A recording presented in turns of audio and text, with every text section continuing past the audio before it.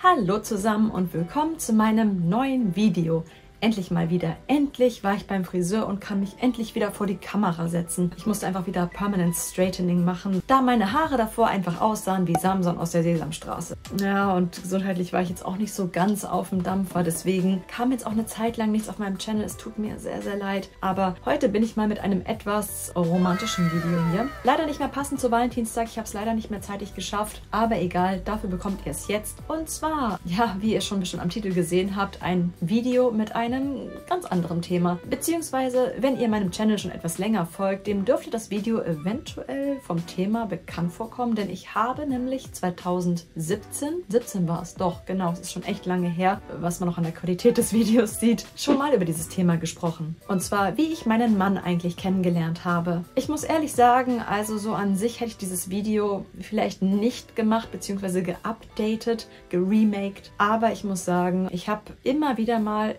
noch tatsächlich so viele Nachrichten bekommen in der Richtung von Leuten, die in erster Linie, ich hätte jetzt schon fast TikToks gesagt, Tinder-Geschichten von irgendwelchen Ausländerinnen in Japan erfahren haben. Und ich muss sagen, ich finde dieses Thema generell immer so ein bisschen schwierig, denn das kann dir in jedem Land passieren. Ich werde dann halt immer gefragt, so, sind Japaner tatsächlich so komisch? Du bist ja mit einem Japaner verheiratet. Ist das echt so? Und ich muss generell sagen, dass ich dieses in Schubladen stecken immer ziemlich schwierig finde, weil nicht jeder in diese Schublade reinpasst. Das bezieht sich aber wirklich auf alle Themen, finde ich. Ich meine, gut, so für Klicks kommen solche Horrorstories natürlich immer gut an auf YouTube, deswegen kann ich mir schon vorstellen, warum die Mädels dann sowas hochladen und ist vielleicht auch ganz interessant und so zu teilen, aber dann anderen Leuten dann so Angst zu machen, sodass sie dann wirklich so diesen Fokus haben, oh mein Gott, nur Japaner sind beim Daten schlimm. Ganz ehrlich, also ich habe schon von anderen Leuten aus anderen Nationalitäten auch ganz beknackte Storys gehört. Es sind nicht nur Japaner. Denn ja, weißt du was? Überraschung, das kann dir nämlich überall auf der Welt passieren. Und Japaner sind, man mag es kaum glauben, auch nur Menschen. Und unter denen gibt es bestimmt genauso viele Spinner, so wie es recht viele Spinner auch unter Deutschen gibt. Ja, deshalb muss ich auch sagen, ich reagiere da immer so ein bisschen allergisch, sag ich mal, bei so Clickbait-Videotiteln wie Daten mit Japanern oder Leute, die auch unbedingt Videos drüber machen wollen, wie der Geschlechtsverkehr mit Japanern ist, wo ich mir denke, hey, wir hatten alle mehr oder minder vielleicht Aufklärungsunterricht in der Schule. Wir wissen, wie Biologie abläuft und so, ne? Wie kann das wohl sein? Na, wie wohl? Bestimmt nicht mit Tentakeln oder so. Aber das nur am Rande. Die Sache ist halt die, jeder hat seine eigene Geschichte. Die anderen haben mehr schlechtere Erfahrungen gemacht, die anderen haben gute Erfahrungen gemacht. Und ich erzähle jetzt euch einfach mal eine Geschichte, wie es halt mit einer guten Erfahrung gelaufen ist. Falls ihr Interesse haben solltet und das alte Video von mir anschauen wollt, oh Gott, bitte tut es nicht. Also ich habe es mir ja auch nochmal angeschaut, weil ich ein paar Sachen wieder auffrischen musste und einfach die Art, wie ich rede, ist einfach komplett anders. Also es war für mich schon so, oh, ich konnte es mir nicht ganz geben. Aber hier ist es, falls es euch interessiert. Ich verlinke es euch unten nochmal in der Videobeschreibung. Und dort habe ich auch ein paar mehr Infos drin, die mittlerweile nicht mehr gehen, denn die Seite, auf der ich meinen Mann kennengelernt habe, die existiert nämlich nicht mehr. So, also anfangs nochmal vielleicht generell gesagt, ich bin zum Beispiel eine der Personen, die mit Männern zum Beispiel nicht so viel Erfahrung hat. Im Teenie-Alter hatte ich damals meinen allerersten Freund für ein paar Jahre und während der Studienzeit sind wir zusammengezogen und irgendwann hat es halt nicht mehr gepasst. Ich habe mich von ihm getrennt und war dann 6 Jahre lang Single danach, ohne jegliches Interesse irgendwie an irgendwelchen Kerlen. Ich habe mich dann in der Zeit halt sehr auf meine Hobbys konzentriert. Ich habe gearbeitet, ich habe gezeichnet, ich habe gezockt, ich habe Cosplays gemacht und ja, war damit vollkommen zufrieden und das war auch vollkommen okay für mich. Und irgendwie dachte ich mir schon immer so in meinen 20ern, boah, ich krieg doch eh nie einen Kerl und ich werde eh nie heiraten und ich werde auch ganz bestimmt keine Kinder haben und das Leben läuft halt immer doch irgendwie anders, als man denkt. 2014 war es dann soweit. Wir waren dann als Mädelsgruppe unterwegs nach Japan. Die erste große Japanreise für mich. Eigentlich hätte es sich für mich sogar auch schon 2011 ergeben, aber da ich meine Studiengebühren zahlen musste und auch noch eine Wohnung in München und nebenbei ganz viel gearbeitet habe, war das nicht so easy für mich, nochmal eine Japanreise zu stemmen. Aber egal, 2014 war es soweit. Ich habe mich direkt in das Land verliebt, habe mich sofort dort heimisch gefühlt. Dadurch, dass ich halt echt gut verdient habe, habe mit meiner Arbeit, dachte ich mir, hey, es wäre schon cool, jedes Jahr immer wieder mal so einmal nach Japan zu fliegen. So, und nachdem es 2014 so wahnsinnig toll war, wollte ich dann natürlich auch 2015 nochmal hinfliegen. Am besten mit der gleichen Mädelsgruppe wie davor. Das Problem war aber nur, ich hatte aus unserer ganzen Mädelsgruppe irgendwie am meisten Geld angespart und leider war meine damalige beste Freundin und Mitbewohnerin urplötzlich der Meinung, nicht fliegen zu wollen. Sie war generell immer so ein bisschen schwer mit ihren plötzlichen Meinungsschwankungen und ja, war nicht ganz leicht. Ich war auf jeden Fall sehr angepisst daraufhin, weil ich halt gespart hatte und ich wollte so gerne fliegen. Da ich aber sehr unselbstständig war und auch so ein bisschen, ja, so ein kleiner Schisser, wollte ich nicht alleine fliegen und ich hatte auch irgendwie spontan niemanden, mit dem ich hätte fliegen können. Und ich weiß nicht warum, aber aus irgendeiner Nacht- und Nebelaktion habe ich dann einfach beschlossen, mich auf der Seite Friends in Japan anzumelden. Die gibt es mittlerweile nicht mehr. Ich hatte mal neulich aus Interesse geschaut, ob die überhaupt noch überlebt hat, aber irgendwie ist diese Seite mittlerweile down. Und die Autos sind heute wieder sehr laut, es tut mir leid. Das war halt einer dieser typischen Webseiten, auf denen man Brieffreunde finden kann, sein Japanisch so ein bisschen aufpolieren kann. Also das war so in erster Linie meine Intention. Aber du kannst natürlich auch auf deinen Profilen angeben, ob du eine Beziehung suchst, ob du heiraten möchtest, ob du irgendwas in Richtung Business suchst. Und genau, also so eine Art von Website war das damals. International, mit Fokus auf Leuten in Japan, die man finden kann. Ja, da habe ich mich dann halt angemeldet und wollte dann halt so ein bisschen mein Japanisch einfach aufpolieren. Einfach für den Fall, für die nächste Reise, fürs nächste Jahr, falls es wieder nicht klappen sollte, dass ich alleine fliegen kann. Ja, und wie das auf Tinder auch der Fall ist, wie ich immer so mitbekomme, waren dort auch wahnsinnig viele Creeps. Und in erster Linie viele Männer gehobenen Alters, die einen unbedingt heiraten wollten oder andere Dinge mit einem vorhatten. Und ich glaube, die gibt es einfach überall. Tatsächlich, lustigerweise, waren es nicht nur Japaner, sondern auch irgendwelche Chinesen, Thailänder, Norweger. Also es war wirklich kunterbunt gemischt. Seht ihr, es sind nicht immer nur die Japaner.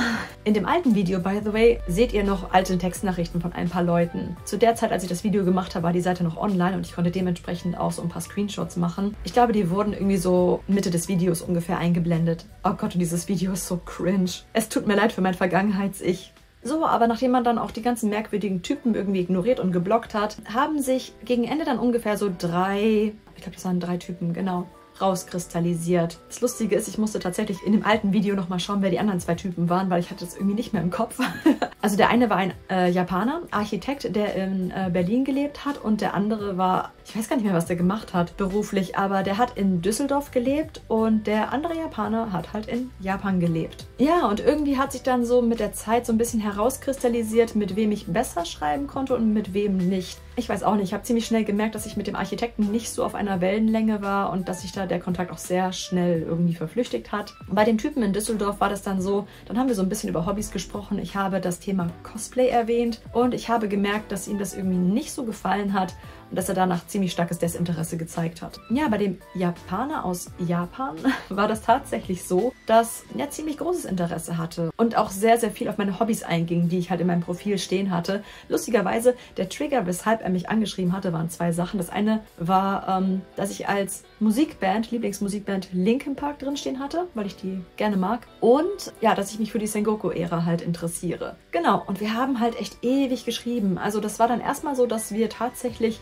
so alle 2 Wochen geschrieben haben. Dann war das so jede Woche und dann tatsächlich letzten Endes dann jeden Tag. Die Sache war nämlich so bei Friends in Japan, also du konntest so eine gewisse Anzahl an Nachrichten austauschen, aber danach wurde es halt kostenpflichtig. Deswegen haben wir es halt schlau gemacht und haben uns dann gegenseitig erstmal unsere E-Mail-Adressen gegeben und haben dann über E-Mail dann halt geschrieben und hinterher dann halt über Line. Ja, das hat halt einfach super gepasst mit ihm. Also was ich auch sehr gerne mochte, war, dass er sich auch sehr gut mit Anime und Manga auskannte, weil das halt auch ein sehr großes Hobby, also eine sehr große Leidenschaft von mir ist. Auch wenn ich teilweise mich besser auskenne als er. Wobei er kennt sich mit den ganzen alten Sachen besser aus als ich. Das ist immer noch so.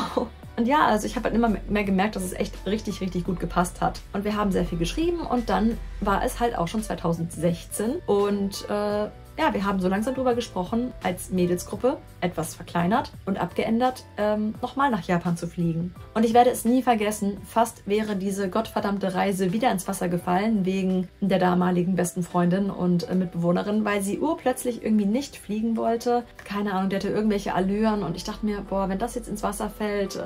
Aber Gott sei Dank hat es geklappt. Also sie hatte dann wieder irgendeinen Meinungsumschwung. Genau, und wir konnten dann halt endlich wieder nach Japan fliegen. Ich habe ihm dann natürlich auch davon erzählt und wir wollten uns unbedingt treffen während meines Aufenthaltes. Genau, und ich weiß noch, also wir haben uns im Ikebukuro Westgate Park getroffen und meine damalige beste Freundin ist mit mir mitgekommen, weil sie Angst hatte, keine Ahnung, ich würde irgendwie von irgendeinem Yakuza oder so entführt werden, keine Ahnung. Sie wollte halt ein Auge drauf werfen, wer halt meine Begleitperson des Abends wird. Genau, weil wir waren halt noch am Tag unterwegs als Mädels und genau, ich hatte dann halt abends so meine Free-Time. Genau, und wir standen dann da und sie plötzlich so, warte mal, da hinten, das ist er doch, oder? Weil sie hatte halt ein Foto von ihm gesehen. Ich so, meinst du wirklich? Ja, ich weiß nicht, warten wir mal ab. Und dann ist sie halt in den Kombini und in der Zeit, in der sie im Kombini war, ist er halt zu mir auf mich zugekommen und ja, wir sind dann halt direkt dann auch zur Bahn und ich habe nur meiner Freundin Bescheid gesagt, so hey, keine Sorge, der Typ ist okay, mach dir keine Gedanken. Wir sind dann nach Shiba-Ura gefahren in ein echt tolles Restaurant. Das war eines dieser Restaurants, wo du so halt hochfährst mit einem Lift und dann siehst du die ganze Stadt von oben und das ist halt bei Nacht wunderschön. Wir hatten halt von dem Restaurant,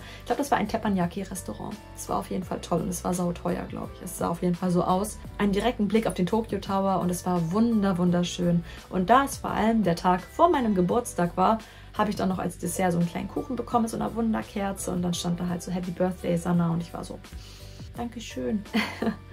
Und dann, ja, wir haben schon während dem Essen schon sehr viel geredet und dann hat er mich gefragt, ob ich zurück ins Hotel möchte oder ob wir noch, ja, was trinken gehen wollen. Und daraufhin sind wir dann nach Ginza gefahren und es war so toll. Oh mein Gott, die Zeit vermisse ich echt. Das ist mit Kind leider jetzt echt ein bisschen schwer.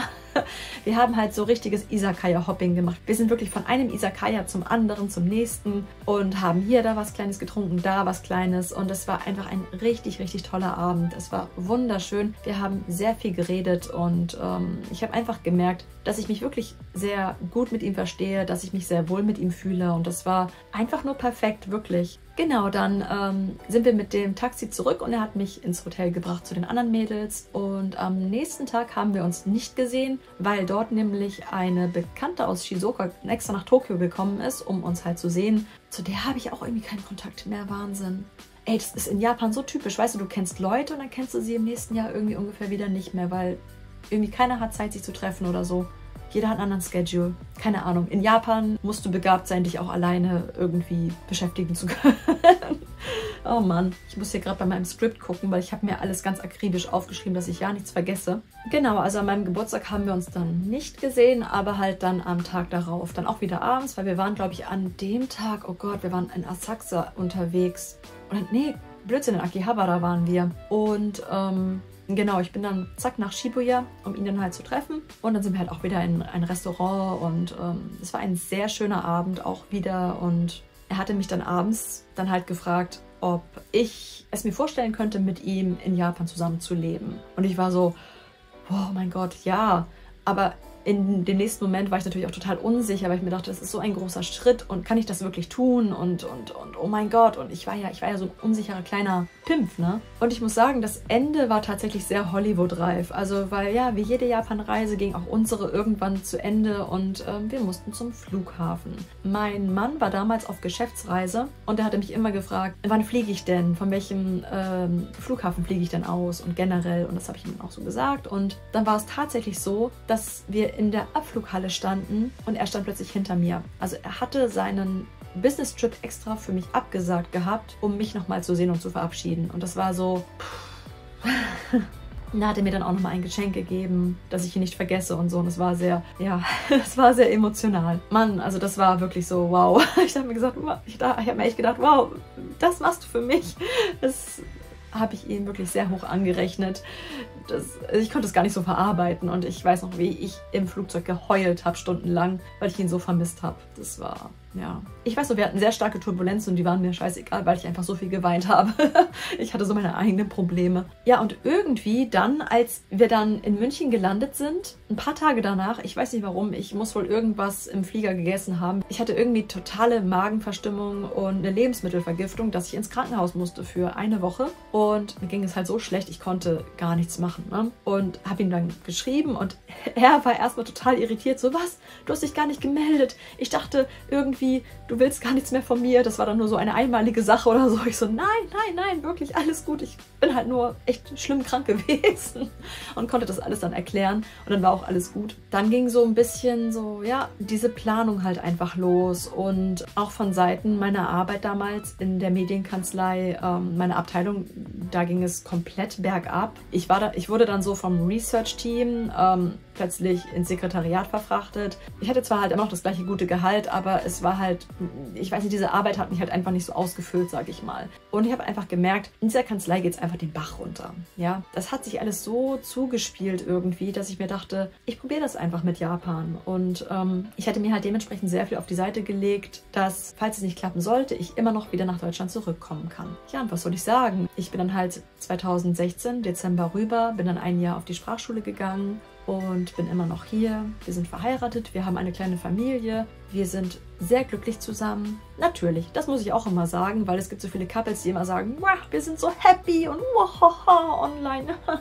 Und ich bin ganz ehrlich, auch wir haben manchmal, also nicht oft, aber auch wir haben manchmal Streit und es ist vollkommen normal. Und wir haben tatsächlich manchmal dieses Problem, dieses Verständigungsproblem. Natürlich ist mein Japanisch mittlerweile besser geworden, wesentlich besser, aber manchmal haben wir halt Kommunikationsprobleme immer noch und das passiert halt manchmal und dann redet man drüber und dann ist alles wieder gut. Also Kommunikation ist alles. Das ist halt einfach so krass, wenn man mal, also ich denke sehr häufig drüber nach, weil wir einfach diese Mädelsgruppe früher waren und wir alle gesagt haben, aus unserer kompletten Gruppe wird, also halt meine ehemalige Mitbewohnerin und beste Freundin, die wird zuallererst heiraten, die wird Kinder kriegen. Ich meine, sie hatte Männer am laufenden Band. Sie hat die Männer teilweise so schnell gewechselt wie ihre Unterwäsche, was auch okay war, ne? Aber sie hat halt nie den richtigen gefunden. Ich weiß nicht, wie es heutzutage ist. Ich wünsche es ihr natürlich sehr. Aber tatsächlich war ich dann letzten Endes die aus der Gruppe, bei der alle gesagt haben, ich bin die Letzte, der das passiert, die heiratet und die überhaupt Kinder bekommt. Und das muss ich auch noch sagen. Also es gibt ja auch sehr viele Leute, die sich sehr krass Gedanken machen. Oh nein, finde ich überhaupt irgendwann den richtigen? Ist es irgendwann so weit, wo sie noch Anfang 20 sind oder so? Und ich denke mir, bei mir, es hat halt Jahre gedauert. Bei mir war es dann halt erst, als ich 28, 29 Jahre alt war. Aber dann war es halt gut, ne? Also ich habe natürlich manchmal so Momente, nicht mehr so stark, früher ein bisschen häufiger tatsächlich, wo ich mir dachte, boah, es wäre schon schöner gewesen, wenn wir uns irgendwie auch früher schon gekannt hätten und so. Aber nein, das war halt der Zeitpunkt und es ist halt genau richtig so. Und ich bereue überhaupt nichts. Also es ist alles wunderbar. Er ist ein toller Ehemann, er ist ein großartiger Papa. Ich könnte manchmal eine bessere Ehefrau sein, also vor allem was das Kochen anbelangt, weil ich echt nicht gerne koche. Aber ich gebe mir Mühe, auch wenn es manchmal daneben geht. Aber der Wille ist da. Und ja, das war meine Story. Und als ich gestern das Skript geschrieben habe, ich wurde so emotional, weil wieder so viele Erinnerungen hochkamen und ich mir dachte, dass ich doch echt glücklich bin, so wie es ist. Und wie ihr seht, es gibt halt auch positive Geschichten. Es ist halt immer individuell und was du daraus machst. So, also dann kommen wir zum Schlusswort. Wenn euch das Video gefallen hat, lasst gerne einen Daumen hoch da und abonniert meinen Channel, wenn ihr mehr Videos aus Japan sehen wollt. Mal wieder mehr Japan-Content, das war ja jetzt wieder so ein bisschen more private, aber ja, wir sehen uns dann in meinem nächsten Video. Bis dann, ciao!